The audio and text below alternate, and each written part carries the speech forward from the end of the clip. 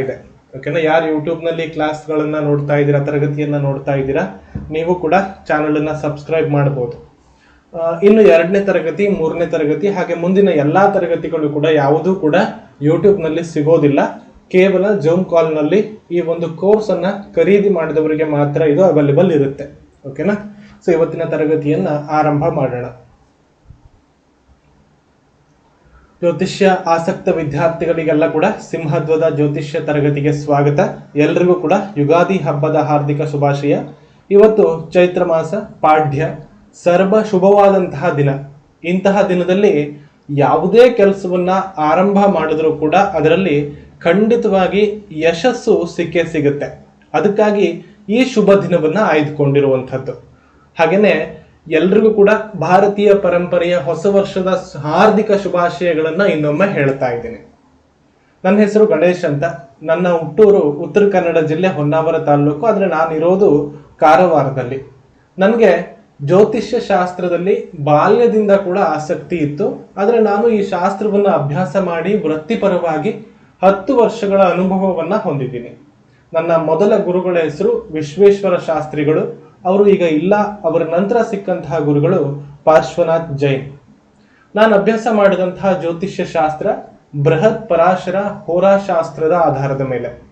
KP ಭೃಗುನಂದನಾಡಿ, Jaimini, Lal ಕಿತಾಬ್ ಅಥವಾ ಪಾಶ್ಚಾತ್ಯ ಜ್ಯೋತಿಷ್ಯ ಆಗಿರಬಹುದು, ಸಂಖ್ಯಾಶಾಸ್ತ್ರಗಳಾಗಿರಬಹುದು, ಅಥವಾ ನೀವು ಯಾವುದೇ ಜ್ಯೋತಿಷ್ಯ ಪದ್ಧತಿಯನ್ನ ತೆಗೆದುಕೊಂಡ್ರೂ ಕೂಡ ಇವುಗಳಿಗೆಲ್ಲದಕ್ಕೂ ಆಧಾರ ಈ ಬೃಹತ್ ಪರಾಶರ ಹೋರಾಶಾಸ್ತ್ರ. ಹಾಗಾಗಿ ಇದಕ್ಕೆ ತುಂಬಾ ಪ್ರಾಮುಖ್ಯತೆ ಅನ್ನುವಂಥದ್ದಿದೆ.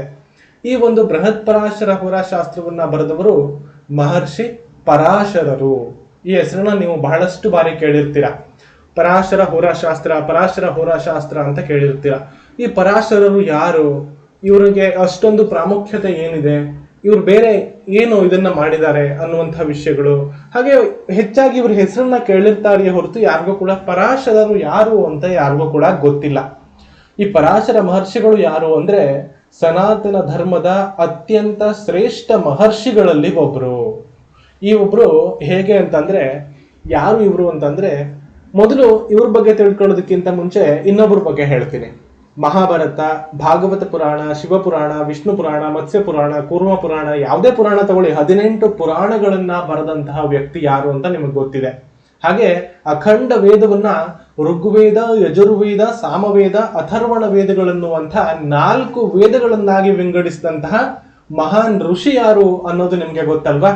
ಮಹಾಭಾರತದ ಮೂಲ ಪುರುಷರು ಅದೇ ಭಗವಾನ್ ವೇದವ್ಯಾಸರ ತಂದೆ ಈ ಮಹಾನ್ ಮಹರ್ಷಿ ಪರಾಶರ ಮಹರ್ಷಿಗಳು. ಭಗವಾನ್ ವೇದವ್ಯಾಸರ ತಂದೆನೇ ಈ ಪರಾಶರ ಮಹರ್ಷಿಗಳು. ಜ್ಯೋತಿಷ್ಯ ಶಾಸ್ತ್ರ ಅತ್ಯಂತ ಪುರಾತನವಾದದ್ದು. ಇದಕ್ಕೆ ಯುಗಗಳ ಇತಿಹಾಸವಿದೆ. ಅದನ್ನ ನಮಗೆ ಕೊಟ್ಟಂತಹ ಋಷಿಗಳು ಅಸಂಖ್ಯಾತರಿದ್ದಾರೆ. ಹೌದು, ಇದನ್ನ ಮೂಲವಾಗಿ ಬರೆದಿರುವಂತವರು ಮಹರ್ಷಿ ಪರಾಶರರು. ಹಾಗಾದ್ರೆ ಅವರೊಬ್ಬರೇನಾ ಅಂತ ಕೇಳಿದ್ರೆ ಇಲ್ಲ. ಇದನ್ನ ಅಸಂಖ್ಯಾತರಾಗಿರುವಂತಹ ಋಷಿಗಳು ತಮ್ಮ ಇಡೀ ಜೀವನವನ್ನ ಇದಕ್ಕಾಗಿನೇ ಸವಿಸಿದ್ದಾರೆ. ತಮ್ಮ ಅನುಭವಗಳನ್ನ ದಾಖಲಿಸಿ ಪರಾಶರರ ಮೂಲ ಸೂತ್ರಗಳೇನಿದೆ ಅದಕ್ಕೆ ಚ್ಯುತಿ ಬರದ ಹಾಗೆ ನಮ್ಮ ಎದುರು ತಂದಿಟ್ಟಿದ್ದಾರೆ. ಅಂದ್ರೆ ಅವುಗಳನ್ನ ತಮ್ಮ ಅಧ್ಯಯನದ ಮೂಲಕ, ನಾವೀಗಿನ ಭಾಷೆಯಲ್ಲಿ ಹೇಳ್ಬೇಕು ಅಂದ್ರೆ ರಿಸರ್ಚ್ ಮಾಡೋದು ಅಂತ ಹೇಳ್ತೀವಲ್ವಾ, ಆ ರೀತಿ. ಸೊ ಅವರ ಸೂತ್ರಗಳನ್ನ ರಿಸರ್ಚ್ ಮಾಡಿ ಅದಕ್ಕೆ ಇನ್ನಷ್ಟು ಆಡ್ ಮಾಡುವಂಥದ್ದು. ಕಾಲಾನುಕ್ರಮದಲ್ಲಿ ಕೆಲವಷ್ಟು ಬದಲಾವಣೆಗಳನ್ನು ಕೂಡ ಮಾಡಬೇಕಾಗುತ್ತೆ. ಯಾವುದು ಕೂಡ ಹಿಂದಿನ ಕಾಲದಲ್ಲಿ ಬರೆದಿಟ್ಟದ್ದೇ ಶ್ರೇಷ್ಠ. ಅದು ನಮ್ಮ ಎಲ್ಲಾ ಒಂದು ಸಂಸ್ಕೃತಿಗೂ, ನಮ್ಮ ಎಲ್ಲಾ ಪರಂಪರೆಗೂ, ಎಲ್ಲಾ ಕಾಲದಲ್ಲೂ ಮುಂದಿನ ಸಾವಿರಾರು ವರ್ಷಗಳವರೆಗೂ ಅದನ್ನೇ ಪಾಲಿಸಬೇಕು ಅನ್ನುವಂತಹ ಒಂದು ಆ ಸಂಕುಚಿತ ಮನೋಭಾವ ನಮ್ಮ ಪರಂಪರೆಯಲ್ಲಿ ಇಲ್ಲ. ಹಾಗಾಗಿ ಅವರು ಬರೆದಿಟ್ಟುವಂತಹದ್ದಕ್ಕೆ ಬಹಳಷ್ಟು ಜನ ಅವರ ಶಿಷ್ಯಂದಿರು, ಪರಶಿಷ್ಯಂದಿರು, ಅವರ ಗುರು ಪರಂಪರೆಯೇ ನಡ್ಕೊಂಡು ಬಂದಿರುವಂಥದ್ದು. ಅವರೆಲ್ಲ ತಮ್ಮ ಜೀವನವನ್ನ ಇದಕ್ಕಾಗಿ ಸವೆಸಿ ಅದರಲ್ಲಿ ತಮ್ಮದೇ ಆದಂತಹ ಕೊಡುಗೆಯನ್ನ ಕೊಟ್ಟಿದ್ದಾರೆ.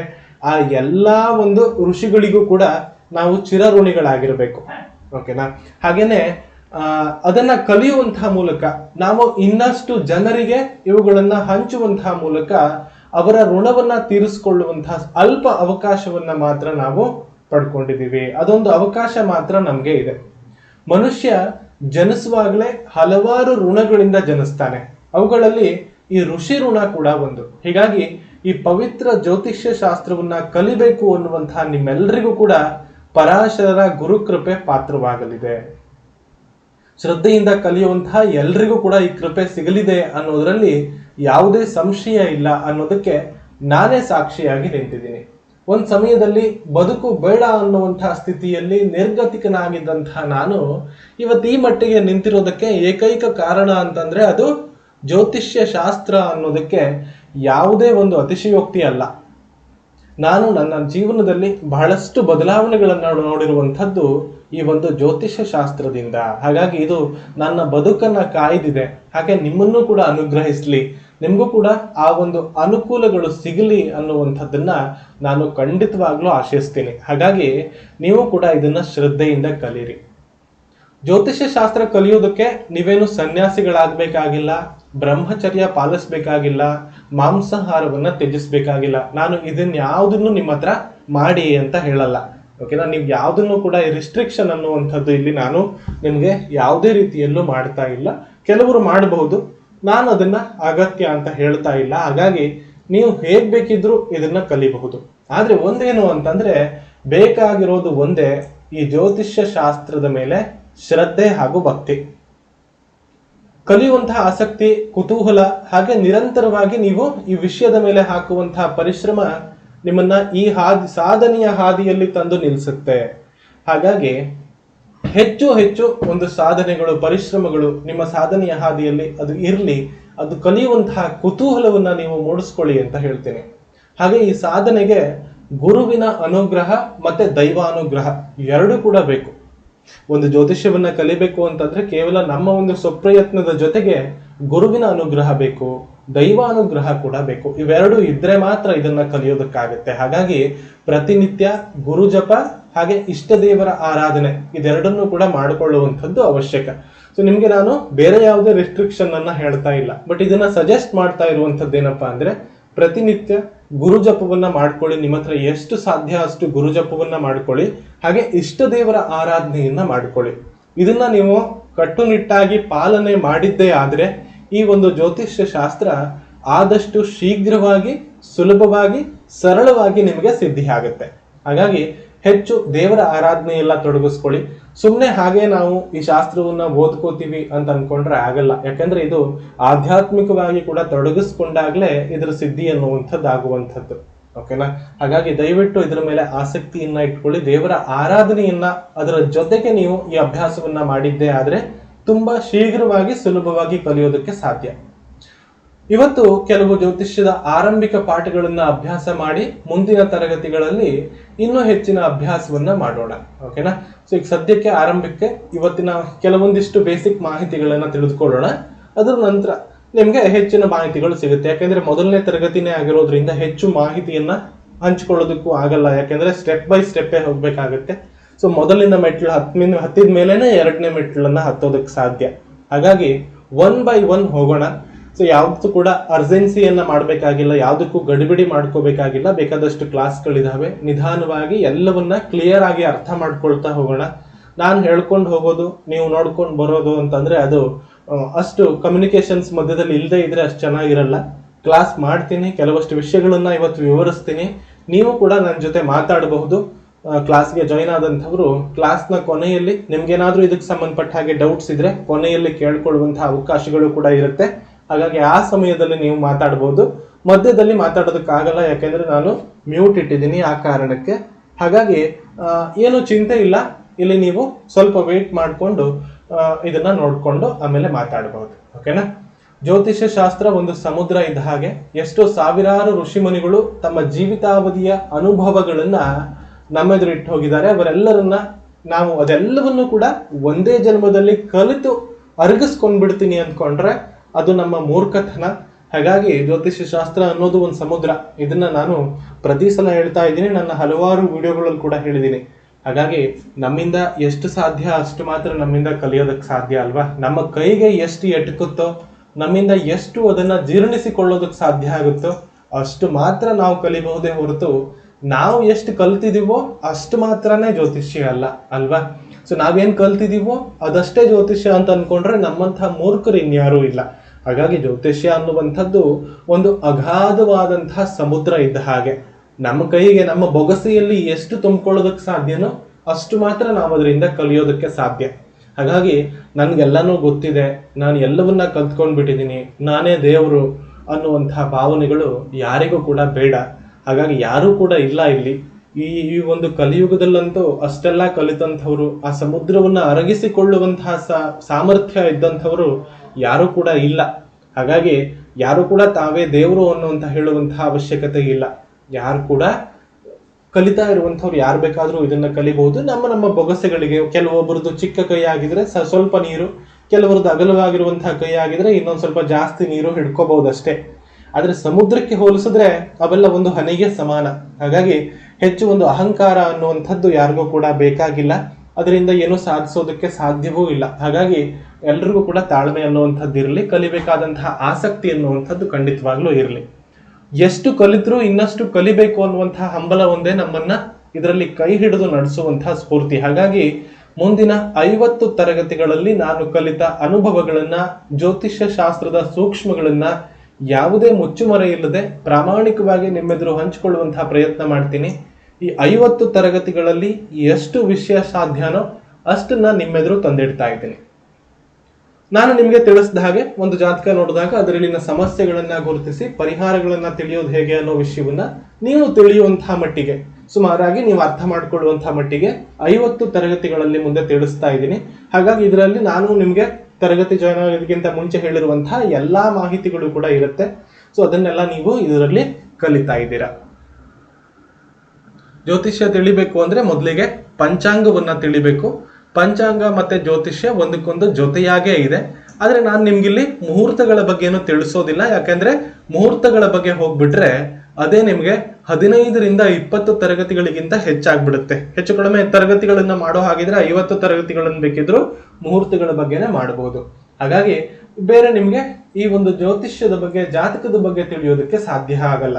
ಹಾಗಾಗಿ ಈ ಒಂದು ಕ್ಲಾಸ್ನಲ್ಲಿ, ಈ ಒಂದು 50 ತರಗತಿಗಳ ಕ್ಲಾಸ್ನಲ್ಲಿ ಪೂರ್ತಿಯಾಗಿ ಮುಹೂರ್ತಗಳ ಬಗ್ಗೆ ಏನೂ ಇರೋದಿಲ್ಲ. ಬೇಸಿಕ್ ನಿಮ್ಗೆ ಜ್ಯೋತಿಷ್ಯವನ್ನ ಅರ್ಥ ಮಾಡ್ಕೊಳ್ಳೋದಕ್ಕೆ, ಜಾತಕವನ್ನ ಅರ್ಥ ಮಾಡ್ಕೊಳ್ಳೋದಕ್ಕೆ ಎಷ್ಟು ಮುಹೂರ್ತಗಳು ಅಥವಾ ಪಂಚಾಂಗದ ಅವಶ್ಯಕತೆ ಇದೆಯೋ ಅಷ್ಟು ಅವಶ್ಯಕತೆಗಳು ಮಾತ್ರ ಇರುತ್ತೆ. ಹೋರಾ ಬಗ್ಗೆ, ಸಮಯದ ಬಗ್ಗೆ, ಕೆಲವಷ್ಟು ಕಾಲಗಳ ಬಗ್ಗೆ ಇರುತ್ತೆ. ಅದೆಲ್ಲವನ್ನ ನೀವು ಅರ್ಥ ಮಾಡ್ಕೋತೀರಾ, ಅದೆಲ್ಲ ಮಾಹಿತಿಗಳಿರುತ್ತೆ. ಸೊ ಮ್ಯಾಕ್ಸಿಮಮ್ ಆಗಿರುವಂತಹ ಮಾಹಿತಿಗಳು ಸಿಗುತ್ತೆ. ಸೊ ಇನ್ ಡೀಟೇಲ್ ಆಗಿ ಮುಹೂರ್ತ ಅನ್ನುವಂಥದ್ದು ಇಲ್ಲೇ ಸಿಗ್ತಾ ಇಲ್ಲ. ಓಕೆನಾ? ಹಾಗೆ ಜಾತಕ ನೋಡೋದಕ್ಕೆ ಎಷ್ಟು ಅವಶ್ಯಕತೆ ಅದನ್ನು ಮಾತ್ರ ಪಂಚಾಂಗದ ಬಗ್ಗೆ ತಿಳಿಯುವಂತಹ ಪ್ರಯತ್ನ ಮಾಡೋಣ. ಆಗ ನಿಮ್ಗೆ ಪಂಚಾಂಗದ ಬಗ್ಗೆ ಕೂಡ ತಿಳುವಳಿಕೆ ಬರುತ್ತೆ, ಜೊತೆಗೆ ಜಾತಕದ ಮೇಲೆ ಫೋಕಸ್ ಮಾಡೋದಕ್ಕೆ ಸಾಧ್ಯ ಆಗುತ್ತೆ ಈ ರೀತಿಯಾಗಿ ನಾನು ಹೇಳೋದ್ರಿಂದ. ಮೊದಲು ಪಂಚಾಂಗ ಅಂದ್ರೆ ಏನು ಅಂತ ತಿಳಿಸ್ಕೋಬೇಕು ಅಲ್ವಾ? ಪಂಚಾಂಗ ಅಂತ ಹೇಳೋದನ್ನ ಕೇಳಿರ್ತೀರಾ. ಸೊ ಪಂಚಾಂಗ ಅಂತಂದ್ರೆ ಏನು? ಪಂಚಾಂಗ ಅಂದ್ರೆ, ಪಂಚ ಅಂದ್ರೆ 5 ಅಂತ ಅರ್ಥ. ಸಂಸ್ಕೃತದಲ್ಲಿ ಪಂಚ ಅಂದ್ರೆ 5 ಅಂತ ಅರ್ಥ. ಅಂಗ ಅಂದ್ರೆ ವಿಭಾಗ ಅಂತ ಅರ್ಥ ಮಾಡ್ಕೋಬಹುದು ಅಲ್ವಾ? 5 ವಿಷಯಗಳನ್ನ ಅಥವಾ 5 ವಿಭಾಗಗಳನ್ನ ಸೇರಿ ಪಂಚಾಂಗ ಅಂತ ಹೇಳ್ತೀವಿ. ಆ 5 ಅಂಗಗಳು ಯಾವುದು? ಆ 5 ಅಂಗಗಳೇ ತಿಥಿ, ವಾರ, ನಕ್ಷತ್ರ, ಯೋಗ, ಕರಣ.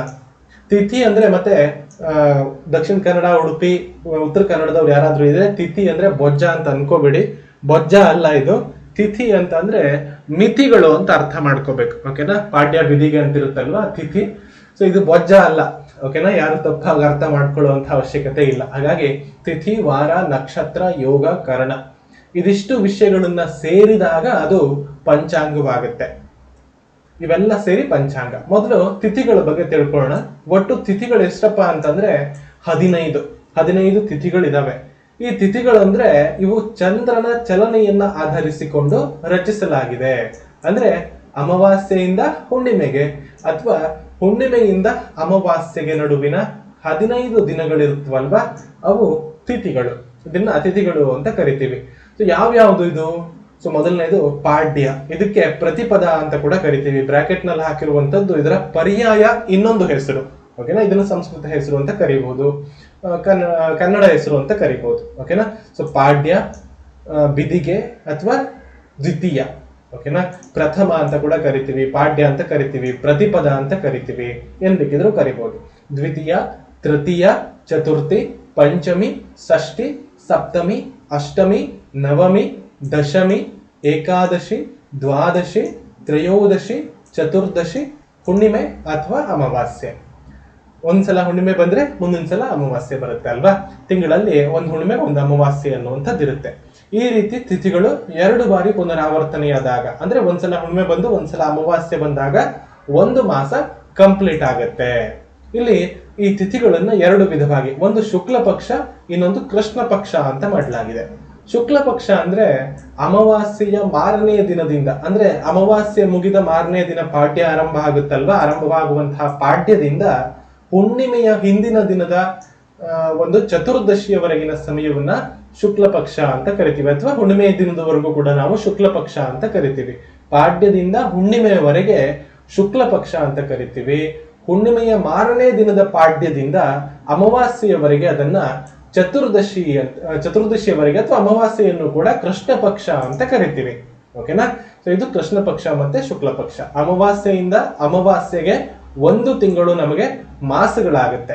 ಹಾಗಾಗಿ ಅಮಾವಾಸ್ಯೆಯ ಮಾರನೇ ದಿನದ ಪಾಡ್ಯಕ್ಕೆ ಹೊಸ ತಿಂಗಳು ಆರಂಭ ಆಗುತ್ತೆ. ಅಮಾವಾಸ್ಯೆಯಿಂದ ಅಮಾವಾಸ್ಯೆಗೆ 1 ತಿಂಗಳು ನಮಗೆ ಚಂದ್ರಮಾನ ತಿಂಗಳುಗಳು ಅಂತ ಕರಿತೀವಿ. ಅಮಾವಾಸ್ಯೆಯಿಂದ ಅಮಾವಾಸ್ಯೆಗೆ 1 ತಿಂಗಳು ಕಳೆಯುತ್ತೆ. ಹಾಗಾಗಿ ಅದರ ಮಾರನೇ ದಿನದ ಪಾಡ್ಯ ಏನಿದೆ ಅದು ನಮಗೆ ಹೊಸ ತಿಂಗಳಾಗುತ್ತೆ. ಒಟ್ಟು ಈ ಮಾಸಗಳು ಯಾವುದು? ಮಾಸಗಳು ಎಷ್ಟು ಅಂದ್ರೆ 12 ಮಾಸಗಳಿದಾವೆ. ನಾವೇನ್ ಜನವರಿ ಫೆಬ್ರವರಿಯನ್ನ ಬಳಸ್ತೀವಲ್ವಾ, ಅದಕ್ಕಿಂತ ಮುಂಚೆನೆ ನಾವು ಬಳಸ್ತಾ ಇದ್ದಂಥದ್ದು ಈ ಮಾಸಗಳನ್ನ. ಇದನ್ನ ಈಗ ನಾವು ರಿಪ್ಲೇಸ್ ಮಾಡ್ಕೊಂಡಿದೀವಿ. ಜನವರಿ ಫೆಬ್ರವರಿ ಅಂತ ಇಂಗ್ಲಿಷ್ ಕ್ಯಾಲೆಂಡರ್ ನಲ್ಲಿರುವಂತಹ ಮಾಸಗಳನ್ನ ಬಳಸ್ತಾ ಇದ್ದೀವಿ. ಬಟ್ ನಾವು ಇದಕ್ಕಿಂತ ಮುಂಚೆ ಬಳಸ್ತಾ ಇದ್ದಂಥದ್ದು ಇದೇ ಮಾಸಗಳನ್ನ. ಈ ಮಾಸಗಳು ಯಾವುದು ಅಂತಂದ್ರೆ ಚೈತ್ರ, ವೈಶಾಖ, ಜ್ಯೇಷ್ಠ, ಆಷಾಢ, ಶ್ರಾವಣ, ಭಾದ್ರಪದ, ಆಶ್ವಯುಜ, ಕಾರ್ತಿಕ, ಮಾರ್ಗಶಿರ, ಪುಷ್ಯ, ಮಾಘ, ಪಾಲ್ಗುಣ. ಇದಿಷ್ಟು 12 ಮಾಸಗಳಿದ್ದಾವೆ ನಮಗೆ. ಓಕೆನಾ. ಸೊ ಒಂದು ಅಮಾವಾಸ್ಯೆಯ ಮುಗಿದು ಇನ್ನೊಂದು ಅಮಾವಾಸ್ಯೆಯ ಪಾಡ್ಯಕ್ಕೆ ಈ ಮಾಸಗಳು ಚೇಂಜ್ ಆಗುತ್ತೆ. ಒಂದು ಪರ್ಟಿಕ್ಯುಲರ್ ಡೇಟ್ ಅಂತ ಇಲ್ಲಿ ಇಲ್ಲ. ನಮ್ಗೆ ಹೇಗೆ ತಿಂಗಳು 1ನೇ ತಾರೀಕಿಗೆ ಪ್ರಾರಂಭ ಆಗುತ್ತೆ ಅಂದ್ರೆ ಆ 1ನೇ ತಾರೀಕು ಪಾಡ್ಯ ರಿಪ್ಲೇಸ್ ಮಾಡ್ತಾ ಇದೆ. ಓಕೆನಾ. ಪಾಡ್ಯವೇ 1ನೇ ತಾರೀಕಿದ್ದ ಹಾಗೆ ನಮಗೆ. ಯಾವಾಗ ಅಮಾವಾಸ್ಯೆಯ ಮಾರನೇ ದಿನದ ಪಾಡ್ಯ 1ನೇ ತಾರೀಕಿದ್ದ ಹಾಗೆ, ಅದೇ ನಮಗೆ ಹುಣ್ಣಿಮೆಯ ಮಾರನೇ ದಿನದ ಪಾಡ್ಯ ಆದ್ರೆ ಅದು 16ನೇ ತಾರೀಕಿದ್ದ ಹಾಗೆ ಅಂತ ಅರ್ಥ ಮಾಡ್ಕೋಬಹುದು. ಓಕೆನಾ. ಇನ್ನು ಹಾಗೆ ನೆಕ್ಸ್ಟ್ 7 ವಾರಗಳು ಬರುತ್ತೆ. ವಾರಗಳ ಬಗ್ಗೆ ನಿಮ್ಗೆಲ್ಲ ಗೊತ್ತಿದೆ ಅಲ್ವಾ. ವಾರಕ್ಕೆ 7 ದಿನಗಳು, ಇದು ನಿಮ್ಗೆಲ್ಲ ಗೊತ್ತಿರುವಂತಹದ್ದು. ನಾನು ವಾರಗಳ ಕನ್ನಡದ ಹೆಸರಿನ ಜೊತೆಗೆ ಸಂಸ್ಕೃತದ ಹೆಸರುಗಳನ್ನ ಕೂಡ ಇಲ್ಲಿ ಕೊಡ್ತಾ ಇದ್ದೀನಿ.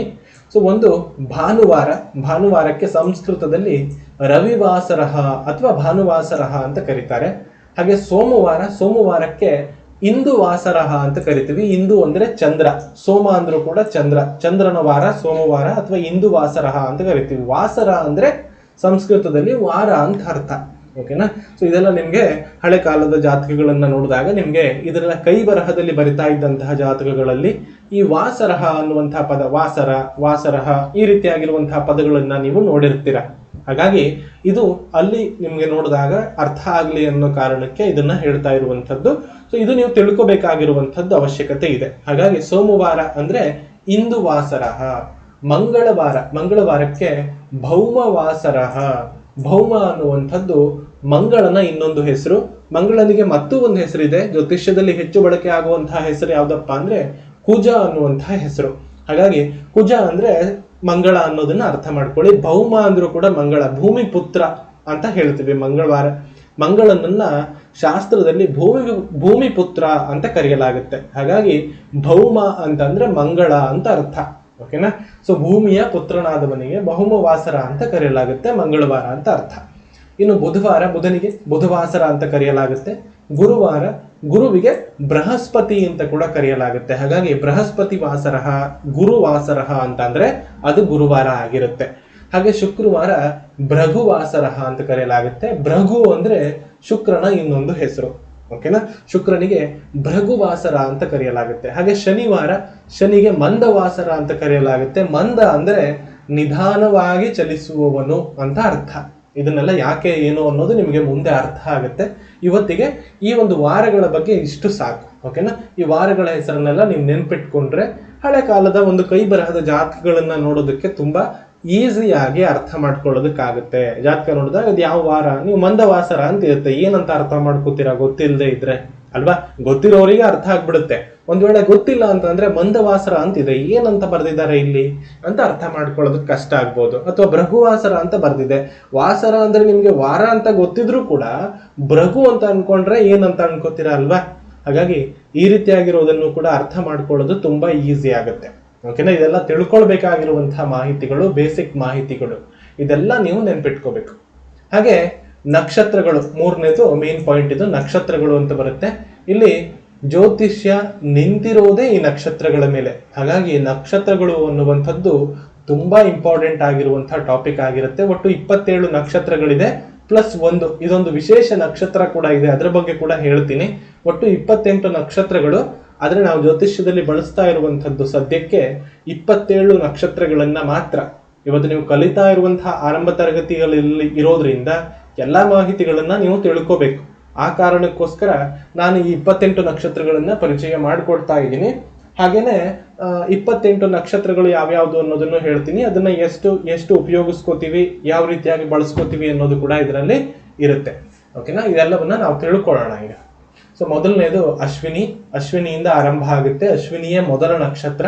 ಅದಾದ್ಮೇಲೆ ಭರಣಿ, ಕೃತಿಕ, ರೋಹಿಣಿ, ಮೃಗಶಿರ, ಆರಿದ್ರ, ಪುನರ್ವಸು, ಪುಷ್ಯ, ಆಶ್ಲೇಷ, ಮಖ, ಪೂರ್ವ ಪಾಲ್ಗುಣಿ ಅಥವಾ ಇದಕ್ಕೆ ಪುಬ್ಬ ಅಂತ ಕರಿತೀವಿ ಅಥವಾ ಹುಬ್ಬಿ ಅಂತ ಕರಿತೀವಿ. ಈ 3 ಹೆಸರನ್ನ ಹೇಳ್ತೀವಿ. ಒಂದೊಂದು ನಕ್ಷತ್ರಕ್ಕೆ ಈ ರೀತಿಯಾಗಿ 2-3 ಹೆಸರುಗಳಿರುತ್ತೆ. ಮಖ ನಕ್ಷತ್ರಕ್ಕೆ ಮಗ ನಕ್ಷತ್ರ, ಮಗೆ ನಕ್ಷತ್ರ, ಈ ರೀತಿ ಎಲ್ಲ ಕರಿತೀವಿ. ಹೀಗಾಗಿ ನಕ್ಷತ್ರಗಳಿಗೆ 1-2 ಹೆಸರುಗಳು ಇರುತ್ತೆ. ಸಾಮಾನ್ಯವಾಗಿ ಬಳಕೆಯಲ್ಲಿರುವಂತಹ ಹೆಸರುಗಳನ್ನ ಕೊಟ್ಟಿದ್ದೀನಿ. ಉತ್ತರ ಫಲ್ಗುಣಿ, ಇದಕ್ಕೆ ಉತ್ತರ ನಕ್ಷತ್ರ ಅಂತ ಕೂಡ ಕರೆಯಲಾಗುತ್ತೆ. ಉತ್ತರ, ಉತ್ತರೆ, ಉತ್ತರಿ, ಈ ರೀತಿಯಾಗೆಲ್ಲ ಕರಿತೀವಿ.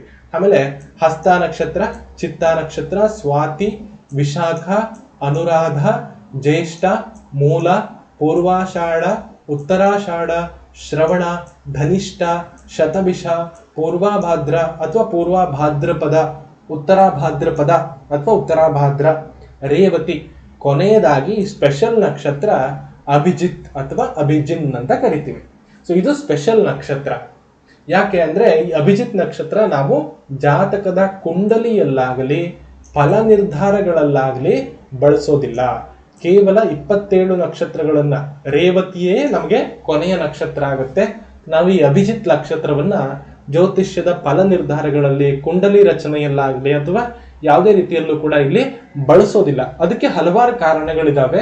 ಅವುಗಳನ್ನೆಲ್ಲ ನೀವು ಮುಂದಿನ ಕ್ಲಾಸ್ಗಳಲ್ಲಿ ತಿಳ್ಕೊತೀರಾ.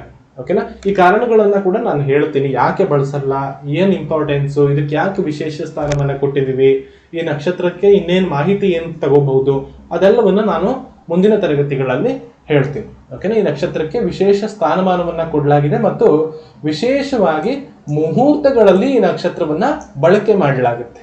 ಓಕೆನಾ? ಮುಹೂರ್ತಗಳ ಕ್ಲಾಸ್ಗಳಲ್ಲಿ ಈ ಒಂದು ನಕ್ಷತ್ರಗಳ ಬಗ್ಗೆ ತಿಳ್ಕೊಳ್ಳೋದಕ್ಕೆ ಸಾಧ್ಯ ಆಗುತ್ತೆ. ಹಾಗಾಗಿ ಇದನ್ನ ವಿಶೇಷ ನಕ್ಷತ್ರವಾಗಿ ನೆನ್ಪಿಟ್ಕೊಳ್ಳಿ. ಒಟ್ಟಾರೆ 27 ನಕ್ಷತ್ರಗಳನ್ನ ನೀವು ಮುಖ್ಯವಾಗಿಟ್ಕೊಂಡ್ರೆ ಸಾಕು. ಓಕೆನಾ? ಇದನ್ನ 28ನೇ ನಕ್ಷತ್ರ, ಇದನ್ನ ಸೈಡಿಗೆ ಬರ್ದಿಟ್ಕೋಬಹುದು ಅಷ್ಟೇ. ಇದನ್ನ ಮುಖ್ಯ ನಕ್ಷತ್ರಗಳ ಗುಂಪಿನಲ್ಲಿ ಸೇರಿಸೋದು ಬೇಕಾಗಿಲ್ಲ. ನಕ್ಷತ್ರಗಳು 27 ಅಂತಾನೆ ತಗೊಂಡ್ಬಿಡೋಣ. ಓಕೆನಾ? 28 ಹೌದು, ಇದು ನೆನಪಿರಲಿ ನಿಮಗೆ ಅಷ್ಟೇನೆ. ಕೌಂಟ್ಗಳಲ್ಲಿ ಇದನ್ನ ತಗೋಬೇಕಾಗಿಲ್ಲ ಎಲ್ಲೂ ಕೂಡ. ಓಕೆನಾ? ನೆಕ್ಸ್ಟ್ ಯೋಗಗಳು ಅಂತ ಅರ್ಥ. ಯೋಗಗಳು ಅಂದ್ರೆ ಸೂರ್ಯ ಮತ್ತೆ ಚಂದ್ರರ ಚಲನೆ, ಇದು ಪಂಚಾಂಗದ ಯೋಗಗಳು. ಓಕೆನಾ? ಸೊ ಕನ್ಫ್ಯೂಸ್ ಮಾಡ್ಕೊಳ್ಳೋ ಅವಶ್ಯಕತೆ ಇಲ್ಲ. ಸೂರ್ಯ ಮತ್ತೆ ಚಂದ್ರರ ಚಲನೆಯ ಆಧಾರದ ಮೇಲೆ ನಿರ್ಧರಿಸುವಂತಹ ವಿಷಯ. ಒಟ್ಟು 27 ಯೋಗಗಳು ಇದಾವೆ ಇಲ್ಲಿ. ಓಕೆನಾ? 27 ಯೋಗಗಳು ಇದಾವೆ. ಯಾವುದು ಯೋಗಗಳು ಅಂದ್ರೆ ವಿಷ್ಕುಂಭ, ಪ್ರೀತಿ, ಆಯುಷ್ಮಾನ್, ಸೌಭಾಗ್ಯ, ಶೋಭನ, ಅತಿಗಂಡ, ಸುಕರ್ಮ, ಧೃತಿ, ಶೂಲ, ಗಂಡ, ವೃದ್ಧಿ, ಧ್ರುವ, ವ್ಯಾಘಾತ, ಹರ್ಷಣ, ವಜ್ರ, ಸಿದ್ಧಿ, ವ್ಯತಿಪಾತ, ವರ್ಧಮಾನ, ಪರಿಘ, ಶಿವ, ಸಿದ್ಧ, ಸಾಧ್ಯ, ಶುಭ, ಶುಕ್ಲ, ಬ್ರಹ್ಮ, ಇಂದ್ರ, ವೈಧೃತಿ. ಇದಿಷ್ಟು 27 ಯೋಗಗಳು. ಇದು ಯಾವ ರೀತಿ ಅಂತಂದ್ರೆ ಚಂದ್ರ ಮತ್ತೆ ಸೂರ್ಯನ ಚಲನೆಯನ್ನ ಆಧರಿಸಿ ಇದನ್ನ ಕಂಡುಹಿಡಿಯಲಾಗುತ್ತೆ. ಇದು ಕೂಡ ನಿಮಗೆ ಜಾತಕದ ನಿರ್ಣಯಗಳಲ್ಲಿ ಯೋಗಗಳು ಅನ್ನುವಂಥದ್ದು ಕೂಡ ಅವಶ್ಯಕವಾಗಿರುವಂತಹ ಒಂದು ಪಾರ್ಟ್ ಆಗಿದೆ. ಹಾಗಾಗಿ ಇದನ್ನು ಕೂಡ ನಾವು ನೆನ್ಪಿಟ್ಕೊಳ್ಳುವಂಥದ್ದು ಅವಶ್ಯಕ. ಇದ್ರ ಬಗ್ಗೆ ಕ್ಲಾಸ್ಗಳಲ್ಲಿ ಮುಂದೆ ಬರಬಹುದು, ನಾನು ಅದನ್ನ ಹೇಳ್ತೀನಿ. ಓಕೆನಾ? ನೆಕ್ಸ್ಟ್ ಕರಣಗಳು, ಪಂಚಾಂಗದ ಕೊನೆಯ ಒಂದು ಭಾಗ. 5 ಅಂಗಗಳ ಕೊನೆಯ ಒಂದು ವಿಚಾರ ಏನಪ್ಪಾ ಅಂದ್ರೆ ಅದು ಕರಣಗಳು. ಒಂದು ತಿಥಿಗೆ 2 ಕರಣಗಳು, ಅಂದ್ರೆ ಒಂದು ತಿಥಿಯ ಅರ್ಧ ಭಾಗವೇ 2 ಕರಣ. ಅಂದ್ರೆ ನಾವು ಪಾಡ್ಯ ಬಿದಿಗೆ ತುದಿಗೆ ತಗೊಂಡು ಅಲ್ವಾ, ಇವತ್ತು ನಾವು ಪಾಡ್ಯ ಅಂತ ತಗೊಂಡ್ರೆ ಪಾಡ್ಯದ ಅರ್ಧ ದಿನ ಅದು ಒಂದು ಕಾರಣ ಆಗುತ್ತೆ, ಇನ್ನು ಅರ್ಧ ದಿನ ಇನ್ನೊಂದು ಕಾರಣ ಆಗುತ್ತೆ. ಓಕೆನಾ. ಸೊ ಈ ಕರಣಗಳ ಬಗ್ಗೆ ಕೂಡ ನಾವು ಹೆಚ್ಚಾಗಿ ತಿಳ್ಕೊಳ್ಳುವಂಥದ್ದು ಮುಂದೆ ಇದೆ. ಹಾಗಾಗಿ ಜಸ್ಟ್ ಅವುಗಳ ಹೆಸರನ್ನ ಮಾತ್ರ ಇವತ್ತು ತಿಳ್ಕೊಳ್ಳೋಣ. ಒಟ್ಟು 11 ಕರಣಗಳಿದಾವೆ. ಮೊದಲನೇದು ಭವ, ಬಾಲವ, ಕೌಲವ, ತೈತಿಲ, ಗರಜ, ವಣಿಜ, ಭದ್ರೆ, ಶಕುನಿ, ಚತುಷ್ಪಾದ, ನಾಗ ಮತ್ತೆ ಕೊನೆಯದು ಕಿಂಸ್ತುಗ್ನ. ಇದಿಷ್ಟು ಪಂಚಾಂಗದಲ್ಲಿ ಬರುವಂತಹ ಒಂದು ಬೇಸಿಕ್ ಮಾಹಿತಿಗಳು. ಜೊತೆಗೆ ಕರಣಗಳ ಬಗ್ಗೆ ನೀವು ತಿಳ್ಕೊಂಡ್ರಿ. ಇದು 11 ಕೂಡ. ಇದು ತಿಥಿಗಳ ಅರ್ಧ ಭಾಗಕ್ಕೆ ಕರಣ ಅಂತ ಕರಿತೀವಿ. ಸೊ ಅದನ್ನು ಯಾವ ರೀತಿಯಾಗಿ ಹಂಚಲಾಗಿದೆ ಅನ್ನೋದೆಲ್ಲ ಬೇರೆ ಬೇರೆ ಟಾಪಿಕ್ ಆಗ್ಬಿಡುತ್ತೆ. ಇವತ್ತು ಬೇಸಿಕ್ ಆಗಿರೋದ್ರಿಂದ ಅಷ್ಟು ಮಾಹಿತಿಗಳು ಬೇಕಾಗಿಲ್ಲ. ಓಕೆನಾ.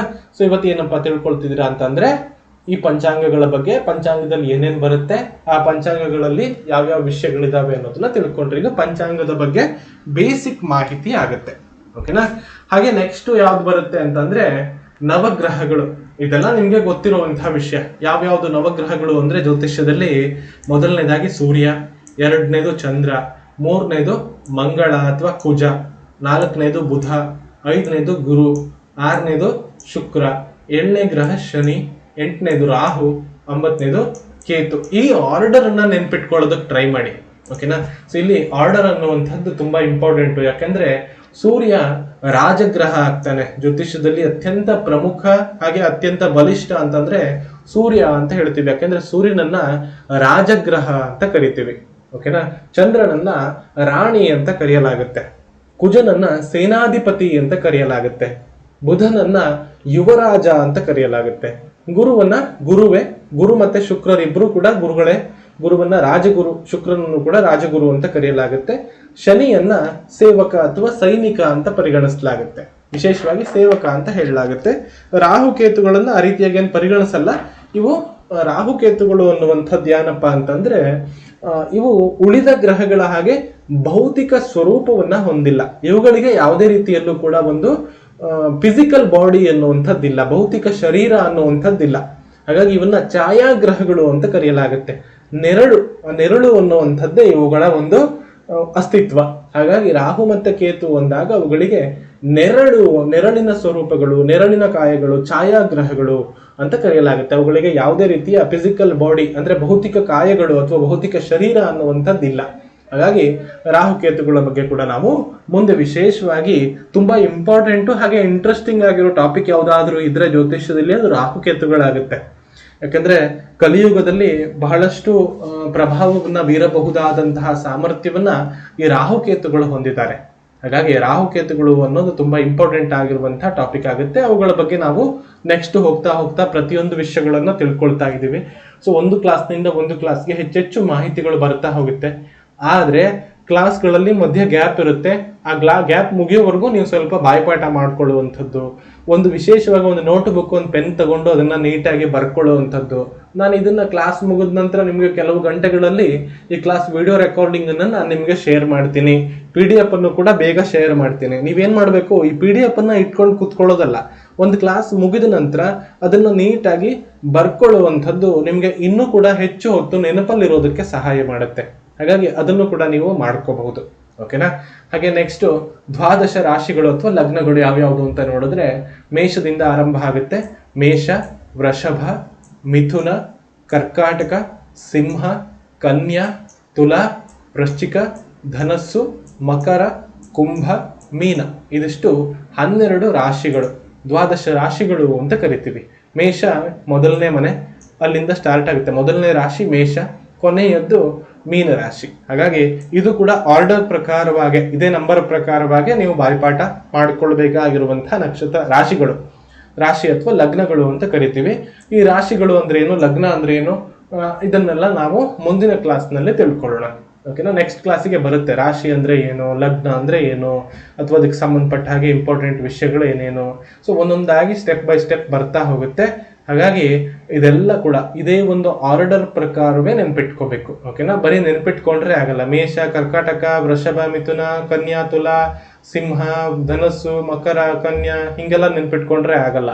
ಸೊ ಒಂದು ಆರ್ಡರ್ ಪ್ರಕಾರ ಮೇಷ ಆದ್ಮೇಲೆ ವೃಷಭ, ವೃಷಭ ಆದ್ಮೇಲೆ ಮಿಥುನ, ಈ ರೀತಿಯಾಗಿ ಆರ್ಡರ್ ಪ್ರಕಾರವೇ ನೆನ್ಪಿಟ್ಕೊಳ್ಳೋದು ಅಂದ್ರೆ ಈ ರೀತಿಯಾಗಿ. ಅದೇ ರೀತಿ ನಕ್ಷತ್ರಗಳು ಕೂಡ ಅಶ್ವಿನಿ, ಭರಣಿ, ಕೃತಿಕಾ, ರೋಹಿಣಿ, ಮೃಗಶಿರ ಅಂತಾನೆ ಅದೇ ರೀತಿ ಆರ್ಡರ್ ನಲ್ಲೇ ನೆನ್ಪಿಟ್ಕೋಬೇಕು.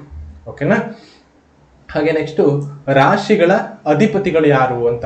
ಸೊ ಒಂದೊಂದು ರಾಶಿ ನಾವು ನೋಡಿದ್ವಿ, ಇಲ್ಲಿ ರಾಶಿ ನೋಡಿದ್ವಿ ಮೇಷ, ವೃಷಭ, ಇಲ್ಲಿಂದ ಮೀನದವರೆಗೆ 12 ರಾಶಿಗಳನ್ನ ನೋಡಿದ್ವಿ.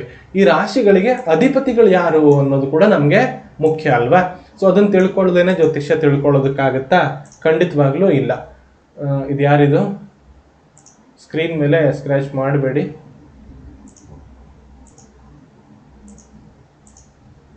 ರಾಶಿಗಳ ಅಧಿಪತಿಗಳು ಸೂರ್ಯನಿಗೆ ಸಿಂಹ ರಾಶಿಯ ಅಧಿಪತಿ ಇದೆ. ಓಕೆನಾ. ಅಧಿಪತಿ ಸಿಂಹ ರಾಶಿ ಅಧಿಪತಿಯಾಗಿ ಸೂರ್ಯನಿಗೆ ನಾವು ಕೊಟ್ಟಿರೋದಲ್ಲ, ಪರಾಶರ ಮಹರ್ಷಿಗಳು ಕೊಟ್ಟಿರುವಂಥದ್ದು. ಓಕೆನಾ. ಸಿಂಹ ರಾಶಿಗೆ ಸೂರ್ಯ ಅಧಿಪತಿ ಆಗ್ತಾನೆ. ಕರ್ಕಾಟಕ ರಾಶಿಗೆ ಚಂದ್ರ ಅಧಿಪತಿ ಆಗ್ತಾನೆ. ಮಂಗಳನಿಗೆ ಮೇಷ ಮತ್ತೆ ವೃಶ್ಚಿಕ ರಾಶಿಯನ್ನ ಕೊಡಲಾಗಿದೆ. ಇಲ್ಲಿ ಸೂರ್ಯ ಚಂದ್ರರಿಗೆ ಮಾತ್ರ ಒಂದೊಂದು ರಾಶಿಯನ್ನ ಕೊಡಲಾಗಿದೆ. ಉಳಿದೆಲ್ಲಾ ಗ್ರಹಗಳಿಗೂ ಕೂಡ 2 ರಾಶಿಗಳನ್ನ ಕೊಡಲಾಗಿದೆ. ಓಕೆನಾ. ಮಂಗಳ ಅಥವಾ ಕುಜನಿಗೆ ಮೇಷ ಮತ್ತೆ ವೃಶ್ಚಿಕ ರಾಶಿಯ ಅಧಿಪತ್ಯವನ್ನ ಕೊಡಲಾಗಿದೆ. ಬುಧನಿಗೆ ಮಿಥುನ ಮತ್ತೆ ಕನ್ಯಾ ರಾಶಿಯ ಅಧಿಪತ್ಯವನ್ನ ಕೊಡಲಾಗಿದೆ. ಗುರುವಿಗೆ ಧನಸ್ಸು ಮತ್ತೆ ಮೀನರಾಶಿಯ ಅಧಿಪತ್ಯವನ್ನ ಕೊಡಲಾಗಿದೆ. ಶುಕ್ರನಿಗೆ ವೃಷಭ ಮತ್ತೆ ತುಲಾ ರಾಶಿಯ ಅಧಿಪತ್ಯವನ್ನ ಕೊಡಲಾಗಿದೆ. ಅಧಿಪತಿ ಅಂತಂದ್ರೆ ಆ ಒಂದು ಸ್ಥಾನಕ್ಕೆ, ಆ ಒಂದು ರಾಶಿಗಳಿಗೆ ಒಡೆಯ ಅಥವಾ ರಾಶಿಗಳಿಗೆ ಯಜಮಾನ ಅಂತ ಅರ್ಥ. ಓಕೆನಾ. ಶನಿಗೆ ಮಕರ ಮತ್ತೆ ಕುಂಭ ರಾಶಿ, ಈ 2 ರಾಶಿಗಳ ಅಧಿಪತ್ಯವನ್ನ ಕೊಡಲಾಗಿದೆ. ಓಕೆನಾ. ಸೂರ್ಯ ಮತ್ತು ಚಂದ್ರರಿಗೆ ಒಂದೊಂದು ರಾಶಿಗಳು, ಉಳಿದ 5 ಗ್ರಹಗಳಾಗಿರುವಂತಹ ಕುಜ, ಬುಧ, ಗುರು, ಶುಕ್ರ, ಶನಿ ಗ್ರಹಗಳಿಗೆ ತಲಾ 2 ರಾಶಿಗಳನ್ನ ಕೊಡಲಾಗಿದೆ. ಓಕೆನಾ. ಇದನ್ನ ನೆನ್ಪಿಟ್ಕೊಳ್ಳಿ, ಇದು ತುಂಬಾ ಇಂಪಾರ್ಟೆಂಟು. ಇದೆಲ್ಲ ನಿಮ್ಗೆ ಹೋಗ್ತಾ ಹೋಗ್ತಾ ಆರಾಮಾಗಿ ನೆನಪಲ್ಲಿ ಉಳಿಯುತ್ತೆ. ಓಕೆನಾ. ಏನು ತೊಂದರೆ ಇಲ್ಲ. ರಾಹುಕೇತುಗಳಿಗಿಲ್ಲಿ ಯಾವುದೇ ರಾಶಿಯ ಅಧಿಪತ್ಯವನ್ನ ಕೊಡಲಾಗಿಲ್ಲ. ನವಗ್ರಹಗಳಲ್ಲಿ 7 ಗ್ರಹಗಳಿಗೆ ಮಾತ್ರ ಇಲ್ಲಿ ಕೊಡಲಾಗಿದೆ. 7 ಗ್ರಹಗಳಿಗೆ ಮಾತ್ರ ಮನೆಗಳನ್ನ ಕೊಡಲಾಗಿದೆ. 12 ರಾಶಿಗಳನ್ನ 7 ಗ್ರಹಗಳಿಗೆ ಕೊಡಲಾಗಿದೆ. ಅವುಗಳಲ್ಲೂ ಕೂಡ 2 ರಾಶಿಯನ್ನ ಒಂದೊಂದು ಗ್ರಹಗಳಿಗೆ ಮಾತ್ರ ಕೊಡಲಾಗಿದೆ. ಅಂದ್ರೆ ಸಿಂಹರಾಶಿ ಸೂರ್ಯನಿಗೆ ಮಾತ್ರ ಇದೆ, ಅಲ್ಲಿ ಸಿಂಹರಾಶಿ ಬಿಟ್ಟರೆ ಸೂರ್ಯನಿಗೆ ಬೇರೆ ಯಾವುದೇ ರಾಶಿ ಇಲ್ಲ. ಚಂದ್ರನಿಗೂ ಕೂಡ ಕರ್ಕಾಟಕ ರಾಶಿಯನ್ನ ಬಿಟ್ಟು ಬೇರೆ ಯಾವುದೇ ರಾಶಿ ಕೊಡ್ಲಿಲ್ಲ.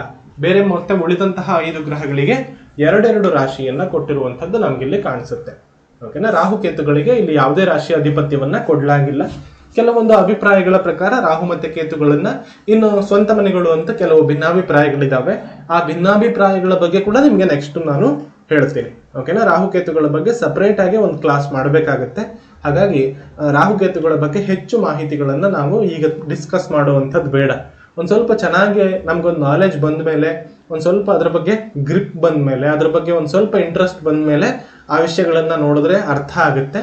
ಮೊದಲನೇ ಕ್ಲಾಸ್ನಲ್ಲೇ ಅತಿ ಒಂದು ಕಾಂಪ್ಲಿಕೇಟೆಡ್ ಆಗಿರುವಂತಹ ರಾಹುಕೇತು ಗ್ರಹಗಳು, ಜ್ಯೋತಿಷ್ಯದಲ್ಲಿ ಅತ್ಯಂತ ಕಾಂಪ್ಲಿಕೇಟೆಡ್ ಗ್ರಹಗಳಿವು.